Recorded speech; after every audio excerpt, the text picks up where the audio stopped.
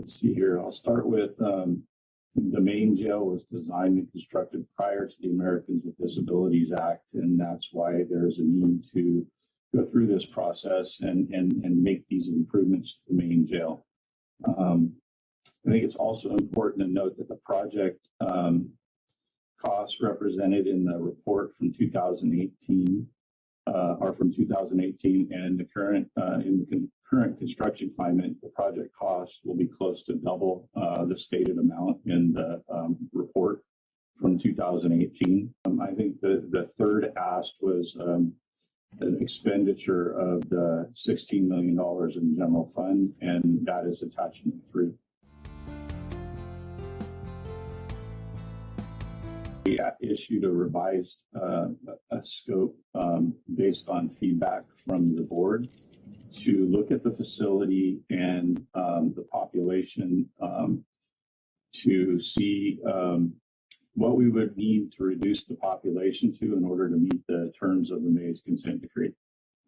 And that should be coming back to your board in the next few months for you to hear that. So the physical barriers within the main jail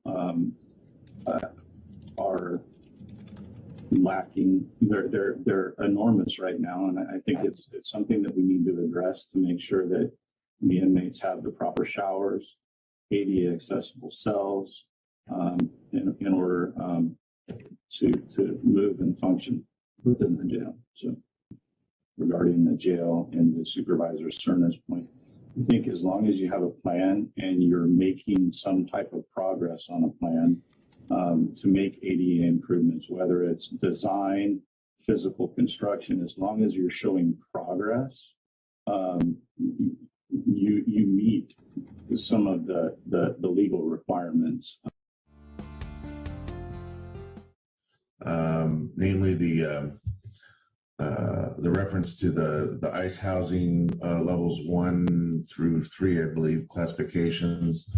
It's identified on pages 10 and 11 of 244 of attachment 2.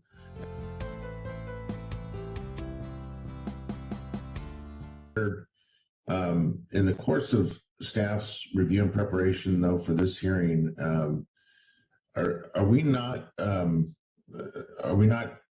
reviewing the contents of things like this relative to now decisions this board has made that are kind of years old or longer?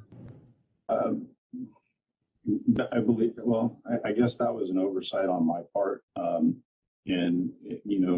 including the document was more about the ADA improvements. And sentences here, but on page 2 of the report, but in the attachment, it was page 6 of 244. The discussion talks about the plan, and it says that mitigating ADA deficiencies usually requires renovation, localized demolition, and construction. In some cases, however, changes in policy relative to how services are provided by sheriff's staff can render a physical improvement unnecessary. If service delivery is proposed by the sheriff to achieve access compliance, county council should be consulted in those decisions. And it cites Title II of the ADA requires proactive accommodation and non-accommodation upon request. And then it goes on.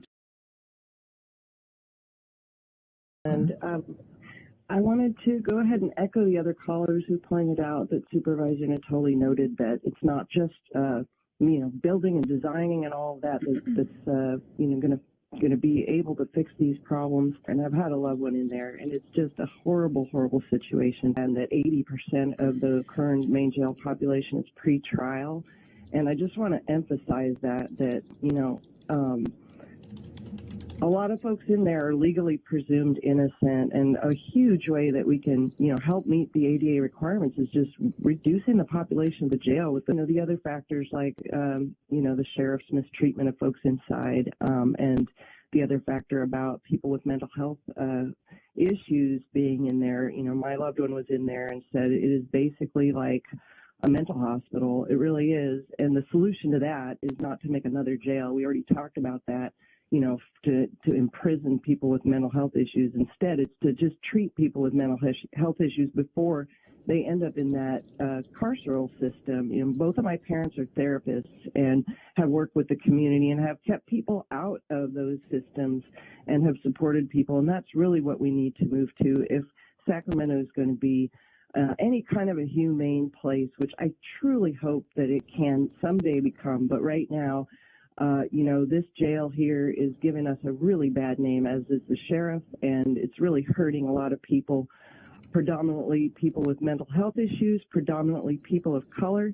And I just know we can do so much better, and making it means a lot. It's not just money. It's not just a company contract. These are people's lives we're talking about, and families, and generations, in fact, of trauma.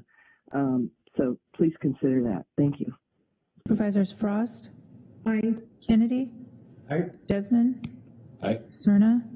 Aye. Natoli? Aye. Unanimous vote. Okay.